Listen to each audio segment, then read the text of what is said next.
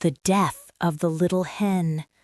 Once upon a time, the little hen went with the little cock to the nut hill, and they agreed together that whichsoever of them found a kernel of a nut should share it with the other. Then the hen found a large, large nut, but said nothing about it, intending to eat the kernel herself. The kernel, however, was so large that she could not swallow it, and it remained sticking in her throat, so that she was alarmed lest she should be choked. Then she cried, "Cock, I entreat you to run as fast as you can and fetch me some water, or I shall choke." The little cock did run as fast as he could to the spring, and said, "Stream, you are to give me some water. The little hen is lying on the nut hill, and she has swallowed a large nut and is choking." The well answered, "First run to the bride and get her to give you some red silk." The little cock ran to the bride and said, "Bride, you are to give me some red silk. I want to give red silk to the well. The well is to give me some water. I am to take the water to the little hen who is lying on the nut hill and has swallowed a great nut kernel and is choking with it." The bride answered, "First run and bring me my little wreath which is hanging to a willow." So the little cock ran to the willow and drew the wreath from the branch and took it to the bride, and the bride gave him some red silk for it, which he took to the well, who gave him some water for it.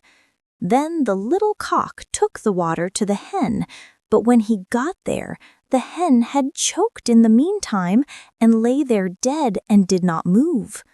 Then the cock was so distressed that he cried aloud, and every animal came to lament the little hen, and 6 mice built a little carriage to carry her to her grave. And when the carriage was ready, they harnessed themselves to it, and the cock drove. On the way, however, they met the fox, who said, "Where are you going, little cock?" "I am going to bury my little hen.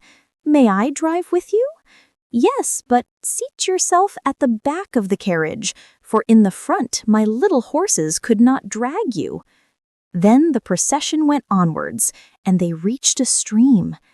"How are we to cross over?" said the little cock. A straw was lying by the stream, and it said, "I will lay myself straight across, and then you can drive over me." But when the 6 mice came to the bridge, the straw slipped and fell into the water, and the 6 mice all fell in and were drowned. Then they were again in difficulty, and a coal came and said, "I am large enough. I will lay myself across, and you shall drive over me." So the coal also laid itself across the water, but unhappily just touched it, at which the coal hissed, was extinguished, and died. When a stone saw that, it took pity on the little cock, wished to help him, and laid itself over the water. Then the cock drew the carriage himself, but when he got it over and reached the shore with the dead hen, and was about to draw over the others who were sitting behind as well, there were too many of them. The carriage ran back, and they all fell into the water together and were drowned. Then the cock was left alone with the dead hen, and dug a grave for her, and laid her in it, and made a mound above it, on which he sat down and fretted until he died too, and then everyone was dead